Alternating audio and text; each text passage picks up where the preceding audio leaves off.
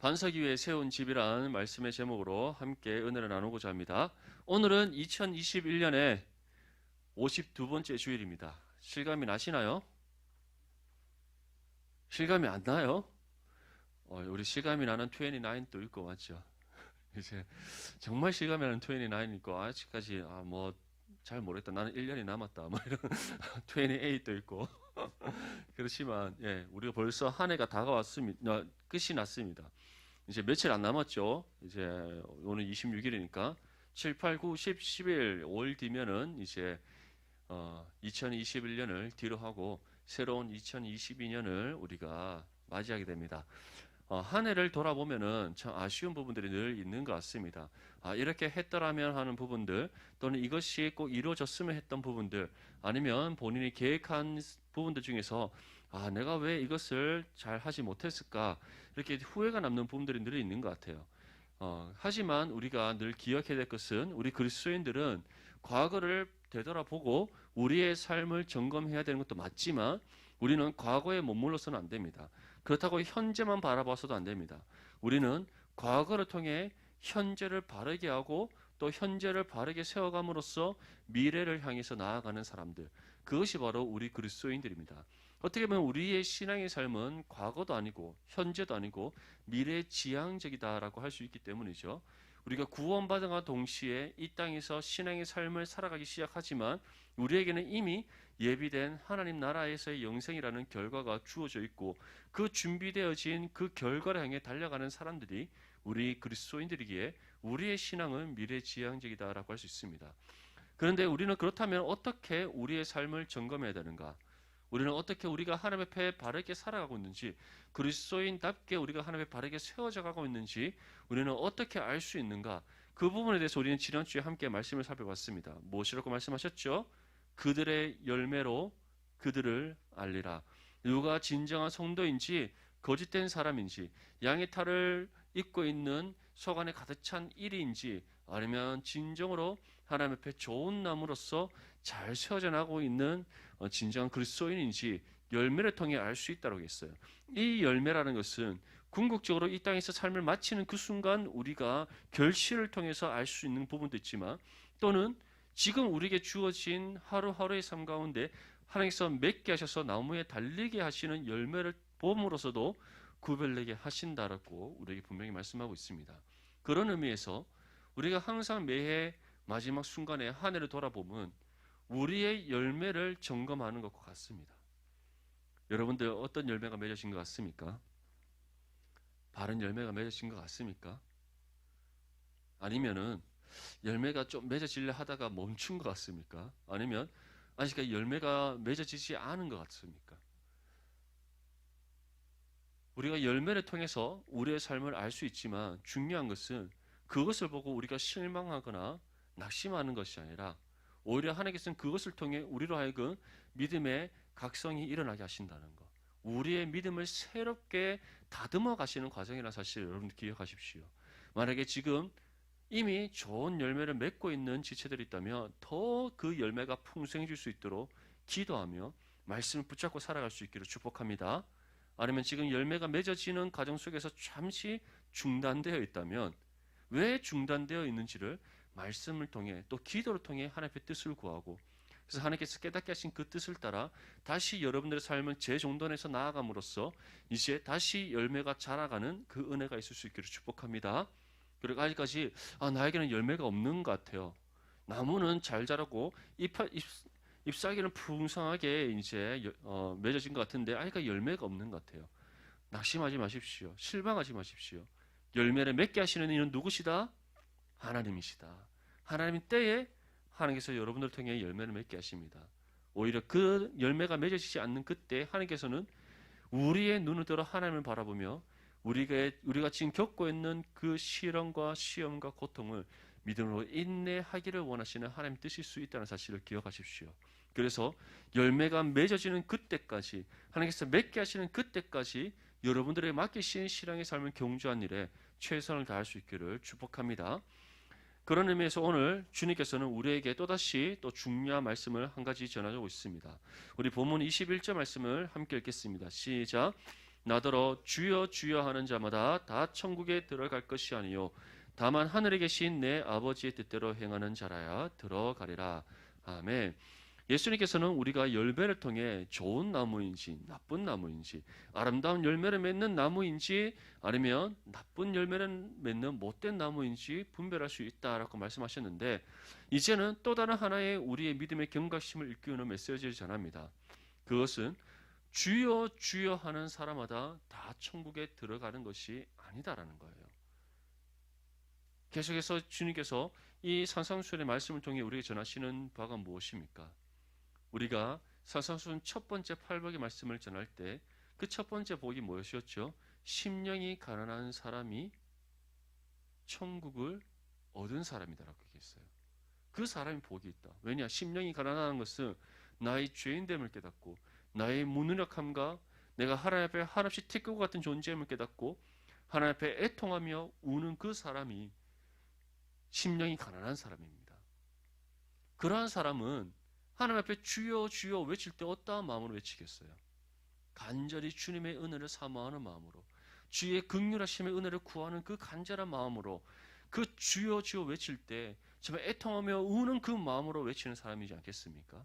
그런데 그것이 아니 믿음 없는 주님을 향한 고백이 있을 수 있다라는 겁니다. 한 해를 마무리하면서 우리의 삶을 돌아봅시다. 여러분들은 52번의 우리 디모데 예배를 함께 드렸습니다. 우리가 함께 주님의 이름을 찬양했습니다. 함께 주의 이름을 부르며 기도했습니다. 그런데 그것과 달리 우리가 살아온 365일의 삶은 어땠습니까? 주여 주여 주님의 이름을 외치면서 그 주님의 이름을 외치는 그 여러분들의 목소리 가운데, 그 외침 가운데 주님을 향한 신실한 믿음의 고백이 담겨져 있었습니까? 아니면 맹목적으로 습관을 쫓아 주님의 이름을 부르고 있지는 않았습니까? 오늘 52주의 마지막 주일을 맞아서 우리가 그러한 우리의 삶을 돌아볼 수 있기를 바랍니다. 우리는 지금 어떠한 부분에 서 있는지, 어떠한 위치에 서 있는지, 우리의 믿음의 모습은 어떠한 모습으로 하나님께 서 있는지 돌아보라는 겁니다. 주님께서 무엇이라고 말씀합니까? 다만 하늘에 계신 내 아버지의 뜻대로 행하는 사람, 그 사람이 좋은 나무고 아름다운 열매를 맺는 사람이며 하나님 나라에 들어가는 사람이다라고 말씀하고 있습니다. 하늘에 계신 내 아버지의 뜻대로 행하는 사람, 입술로 드려지는 고백보다 무엇이 더 중요하다는 거예요? 말씀의 뜻에 순종하여 실천하는 우리의 믿음의 삶이 더 중요하다는 겁니다. 이러한 우리의 삶은 가장 먼저 어디에서부터 구별되어지는가? 예배를 통해서 구별되어집니다. 아무리 교사로 열심히 섬기고 아무리 교회에서 찬양팀으로 섬기고 찬양대로 섬기고 여러 가지 각종 봉사의 모습으로 섬긴다 할지라도 하나님을 향해 신실하게 예배드리지 않고 이 예배 자리에 생명을 보고 나오지 않는다면 그 모든 것은 다 거짓이라는 거예요. 이 사실을 여러분들이 분명히 기억하면서 여러분들의 삶을 적용해 볼 수 있기를 바랍니다. 나는 지금 예배의 생명을 걸고 있는가? 예배의 사활을 걸고 있는가? 예배가 나의 신앙의 삶에 서고 넘어짐에 가장 중요한 요소임을 내가 늘 기억하면서 살아가고 있는가? 또 그 예배자를 지키기 위해서 내가 그 어떤 일말의 타협 없이 정말 생명을 걸고 주님 앞에 나아가고 있는가? 아니면 오히려 나의 육신의 심에 더 마음이 우선되어져 있고 또는 섬김이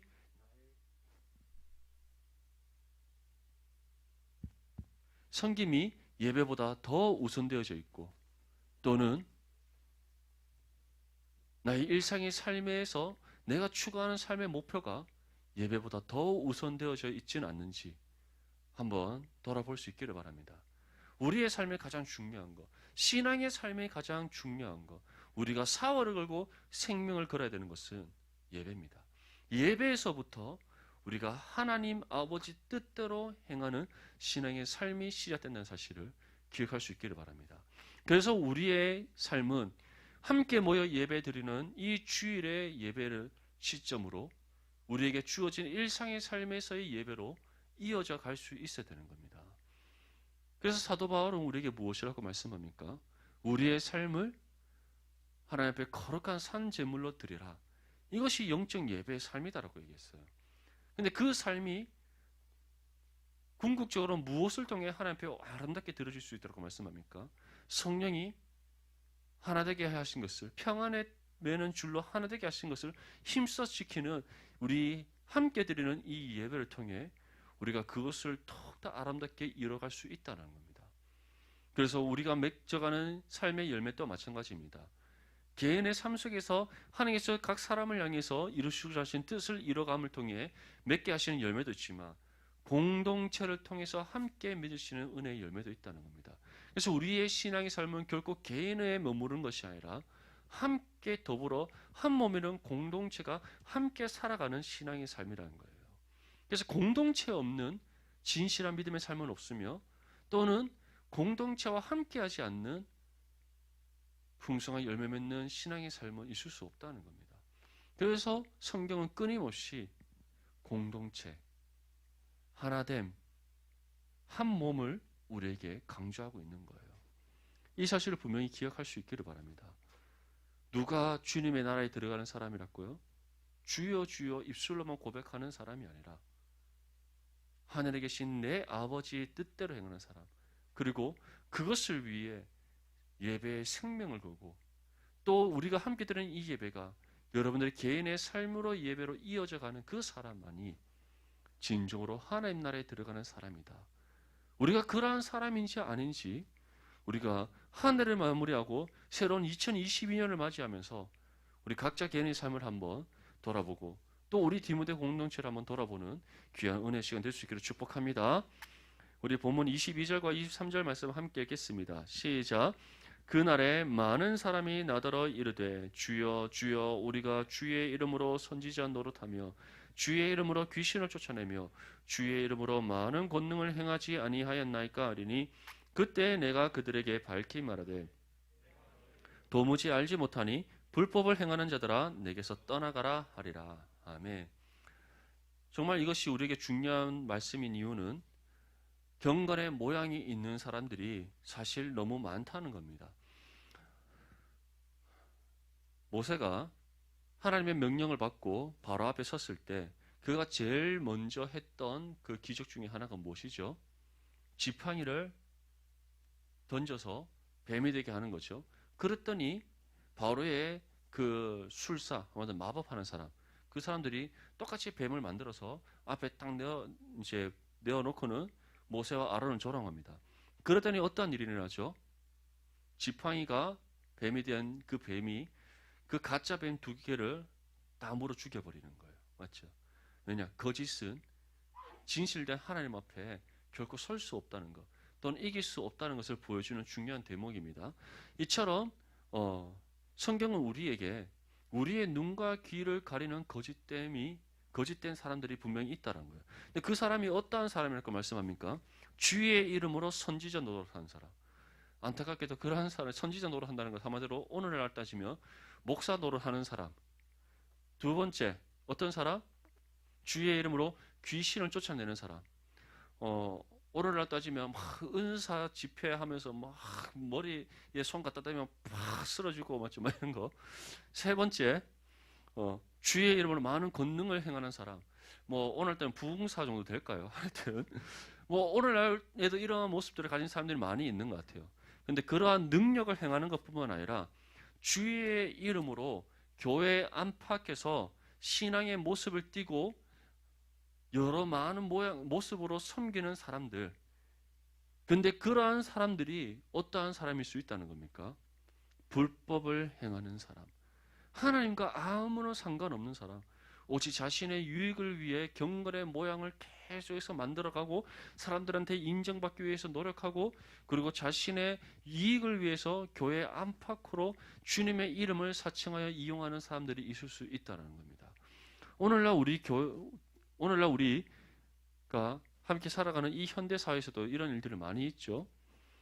사실 제가 대학생 때까지만 해도 부흥사라고 하는 분들은 다 막 은사 집회 이런 것들을 굉장히 많이 했었어요. 여러분들 혹시 사람들 일렬로 이렇게 쫙 세워놓고 기도를 안수 기도를 탁 하면 사람이 한 명씩 팍팍팍 쓰러지는 거 이런 거 본 적 있어요? 못 봤어요. 제가 한 중고 대학 때까지는 그런 부흥사들이 있었어요. 뭐 이렇게 성령의 뭐 권능으로 명하노니 하면서 막 이제 머리에 안수기도 하면 사람이 팍팍 쓰러져요. 깜짝 놀랐어요.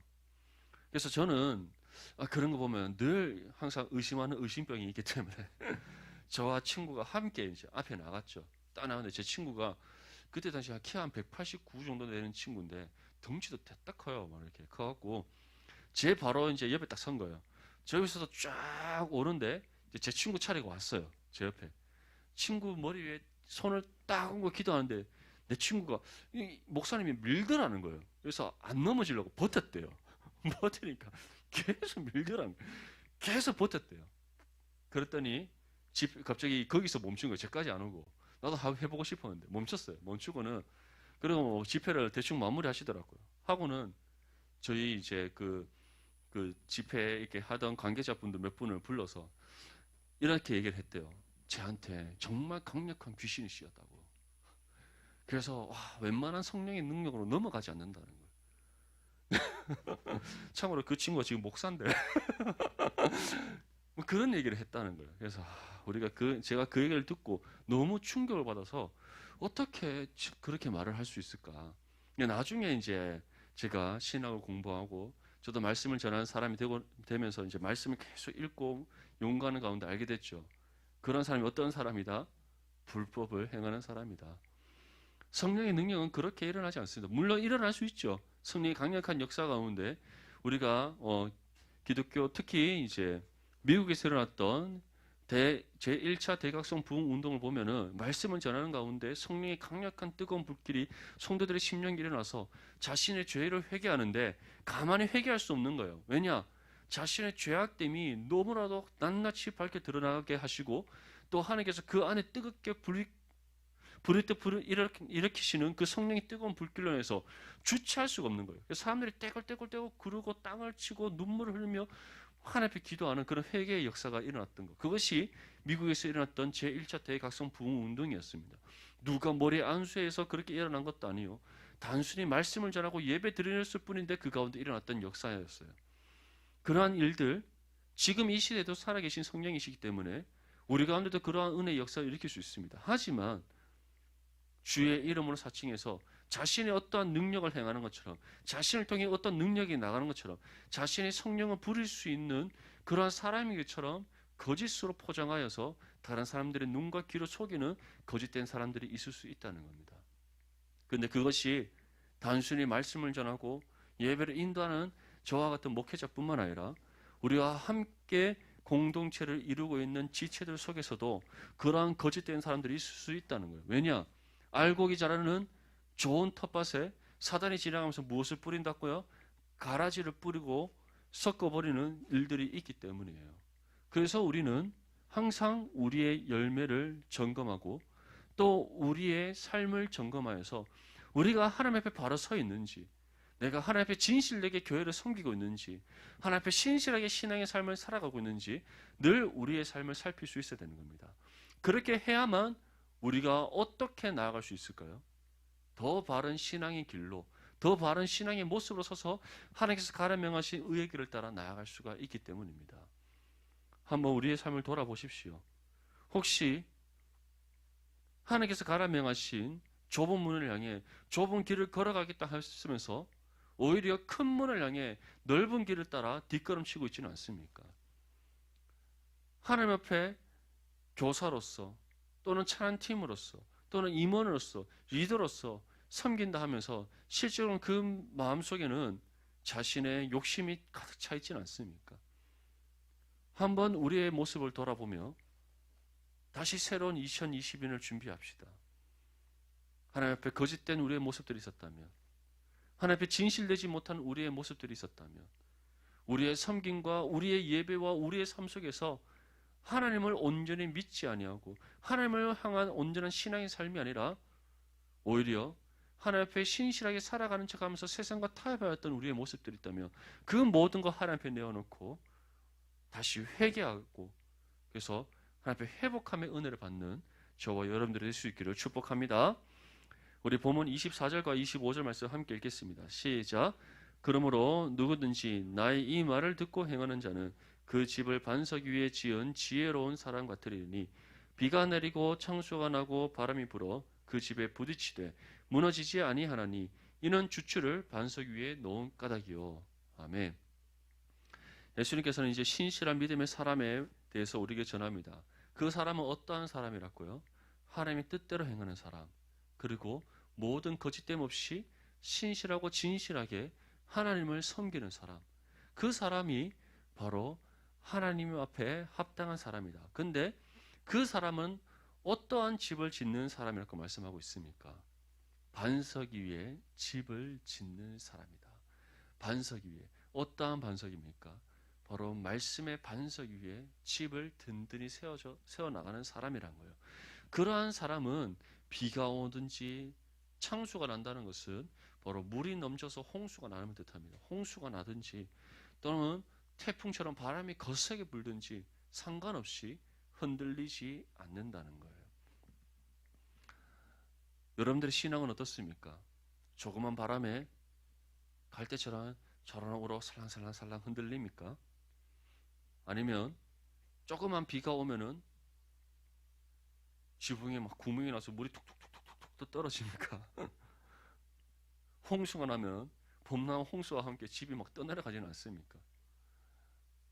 우리가 하나님 앞에 견고하게 설 수 있는 유일한 방법은 오직 주의 뜻대로 행하며 또 하나님만을 신실하게 섬기는 겁니다. 그 모든 것이 무엇을 통해 1차적으로 이루어진다고요? 우리가 드리는 예배를 통해. 그래서 예배가 우리의 신앙의 삶에 있어서 너무나도 중요한 겁니다. 원하고 바랍기는 내년 2022년에 우리 디모데 예배가 더욱더 은혜가 풍성한 예배가 될 수 있기를 축복합니다. 더욱더 마음과 뜻과 힘을 합하여 하나님 앞에 신령과 진정을 드리는 예배가 될 수 있기를 축복합니다. 우리가 정말 목숨을 걸고 사활을 걸고 예배를 하나님 앞에 온전히 드리며 나아갈 때 하나님께서는 우리로 하여금 더욱더 풍성한 은혜를 누리게 하시고 또 하나님 보시기에 견고한 그리스도의 몸된 교회를 이루게 하실 줄 믿습니다. 2021년보다 2022년이 또는 그 이후에 우리 디모데가 더욱더 격려하게 거룩한 그리스도의 몸된 집을 지어나가는 그러한 디모데가 될 수 있기를 축복합니다. 우리 마지막으로 본문 26절과 27절 말씀 함께 읽겠습니다. 시작. 나의 이 말을 듣고 행하지 아니하는 자는 그 집을 모래 위에 지은 어리석은 사람 같으리니 비가 내리고 창수가 나고 바람이 불어 그 집에 부딪히며 무너져 그 무너짐이 심하니라. 아멘. 예수님의 이 말씀을 듣지 않는 사람은 어떠한 사람이겠습니까? 들을 귀 없는 사람 또는 말씀을 들음에도 불구하고 아무런 신앙의 양심의 가책을 느끼지 못하는 양심에 화이 맞은 사람들입니다. 예수님께서 그러한 사람들을 가리켜 무엇이라고 말씀하셨습니까? 불법을 행하는 사람, 양의 탈을 쓰고 양의 옷을 입고 있는 속 안에 이리가 가득 찬 거짓된 사람이다라고 분명히 말씀하고 있습니다. 예수님께서 씨 뿌리는 비유에서 네 가지를 말씀하셨어요. 첫 번째는 어디? 길가에 뿌려진 씨앗. 두 번째는 어디? 가시밭에 뿌려진 씨앗. 세 번째는 어디? 돌짝밭에 뿌려진 씨앗. 마지막 네 번째가 어떤 밭이죠? 옥토에 뿌려진 밭이에요. 근데 중요한 것은 옥토 말고 나머지 세 개의 씨앗에는 열매가 맺어집니까? 안 맺어지죠. 길가에 뿌려지자마자 누가 그것을 집어서 가버립니까? 새가 집어 가버립니다. 우리 인철이 형제 똑똑하네요. 두 번째, 가시밭에서는 자라다가 어떻게 돼요? 줄기가 가시나무 때문에 다 타들어서 자라지 못한다고 되어 있어요. 돌짝밭에 뿌려진 씨앗을 뭐가 타버립니까? 뿌리가 말라 타버린다고 되어 있어요. 왜냐? 돌짝밭은 당연히 수분을 쭉쭉 빠지니까 뿌리가 못 자라겠죠. 오직 옥토에 뿌려진 씨앗만이 뿌리를 견고하게 내리고 줄기가 높이 자라고 풍성하게 잎을 내고 열매 맺는다라고 말씀하고 있습니다. 그렇다면 네 가지 밭 중에서 하나님께서 선택하신 밭은 어떤 밭? 옥토라는 거예요. 하나밖에 없다는 겁니다. 근데 나머지 세 개는 길가에 뿌려진 씨앗은 바로 표가 나죠. 뿌려지자마자 새가 낚아채니까. 하지만 가시밭과 돌짝밭이 어떻습니까? 경건의 모양은 있으나 열매 맺지 못하는 삶이에요. 그러한 사람들이 교회 안과 밖에서 우리를 미혹하기 위해 호신탐탐 노리고 있다는 사실을 기억해야 됩니다. 그리고 우리 또한 하나님의 자녀임에도 불구하고 가시밭에 뿌려진 씨앗처럼, 돌짝밭에 뿌려진 씨앗처럼 경건의 모양만 있지 열매 맺지 못하는 삶이 될 수 있다는 거예요. 그렇지 않기 위해서는 우리는 말씀을 거울 삼아 우리의 삶을 비춰봐야 됩니다. 점검해야 됩니다.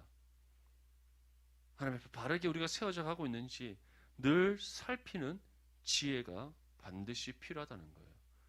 오늘 예수님께서 마지막으로 무엇이라 말씀합니까? 나의 이 말을 듣고 행하지 않는 사람, 말씀을 들음에도 불구하고 깨달음이 없고 믿음의 경각심이 일어나지 않고 삶의 실천이 일어나지 않는 사람, 그 모든 거짓된 사람들은 어디에 집을 지은 사람이다? 모래 위에 집을 지은 사람이다. 모래 위에 집 지으면 어떻게 됩니까? 한 방에 무너지죠. 모래로 집 지어 보셨어요? 안 지어 봤죠. 저는 TV에서 보면 한 번씩 만화 애니메이션 이런 거 보면은 막 애들이 막 그 뭐지 모래 위에서 집을 막 짓잖아요. 나 한 번도 이게 안 되더라고. 근데 뭐 해운대 모래 축제 가면 이제 멋있게 지어 놓잖아요, 맞죠?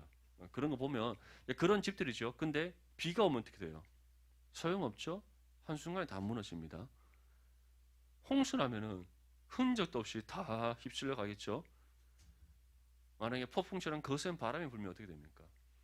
한 방은 아니지만 서서히 무너지게 되어 있습니다. 맞죠? 모래 위에 지은 집은 결코 견고하게 설 수가 없습니다. 그것이 바로 거짓된 사람들의 결말이라는 거예요. 중요한 것은 옥토에 뿌려진 씨앗은 반드시 열매를 맺습니다. 우리의 연약함과 부족함으로 인해서 때로는 우리가 뿌리가 자라다가 멈출 수 있고 줄기가 자라다가 스스로 멈춰설 수 있습니다. 하지만 끝까지 뿌리를 견고하게 내리게 하시는 이는 하나님이십니다. 줄기를 끝까지 자라나게 하시는 이도 하나님이십니다. 궁극적으로 열매 맺게 하시는 이도 하나님이십니다. 어떻게 하시죠? 뿌리가 안 내려지고 줄기가 나지 않으면 거름을 주겠죠. 약을 주겠죠. 더 보살피고 가꾸겠죠. 이것을 우리의 삶으로 적용해 본다면 우리가 하나님 자녀 되었음에도 불구하고 하나님 뜻대로 살아가지 않을 때 때로는 하나님께서 우리를 다시 일깨우시고 바른 길로 바른 신앙의 길로 나아가도록 하시기 위해 채찍질 하시는 그런 징계가 있을 수 있다는 겁니다. 하지만 하나님께서 가장 원하시는 것은 무엇일까요? 언제 어느 때든지 주의 뜻대로 행하여서 견고한 반석 위에 견고한 집을 지어서 주의 뜻에 합당한 신앙의 삶으로 나아가기를, 견고한 그리스도의 몸된 교회를 이루어가기를 원하신다는 것. 그것이 바로 우리를 향한 하나님의 뜻이라는 사실을 기억할 수 있기를 바랍니다. 이번 2021년 한 해를 저는 돌아보면서 참 우리 디모데에 많은 변화가 있었다는 것을 느꼈습니다. 오늘 우리가 봤지만 여러분 상상이 됩니까? 이전에 안 되죠. 너무 멋진 작품이 나왔죠. 이전보다 더 잘 만든 것 같아요. 이러한 재능들, 은사의 섬김들, 우리 차한테 한번 생각해 보십시오. 얼마나 많은 장족의 발전을 이루었습니까? 실컷 잘 키워냈더니 사역한다고 맞죠? 제 옆자리로 온다 그러고 네, 더 잘할 거라 생각됩니다. 그 실컷 이제 마음과 뜻과 힘을 합하여서 이제 더 멋지게 해보려 하니 또 우리 29 간다 그러고 모릅니다. 또 다음 주에 볼지. 네, 어쨌든 우리가 1년을 돌아보면 너무나도 많은 변화와 또 발전이 있었습니다. 하지만 하나님께서 이걸로 그치게 하실까요? 그렇지 않겠죠? 내년 2022년이 더 기대되는 이유는 올 한 해 하나님께서 우리에게 부어주신 은혜가 크기 때문입니다. 물론 우리 안에서도 부족한 부분들이 있고 연약한 부분들이 있습니다. 그러한 모든 부분들 우리가 다시금 말씀을 토대로 돌아보고 점검하여서 우리의 부족한 부분을 채워가고 연약한 부분을 강건하게 만들어가는 우리 디모데가 될 수 있기를 바랍니다. 그래서 2021년보다 앞으로의 2022년과 그 이후에 우리 디모데가 더욱더 견고한 그리스도의 몸된 교회를 예수 그리스도의 그 주출돌 위에 견고하게 세워서 하나님 나라와 의를 이루는 데 교회에 쓰임 받을 수 있기를 주님의 이름으로 축복합니다.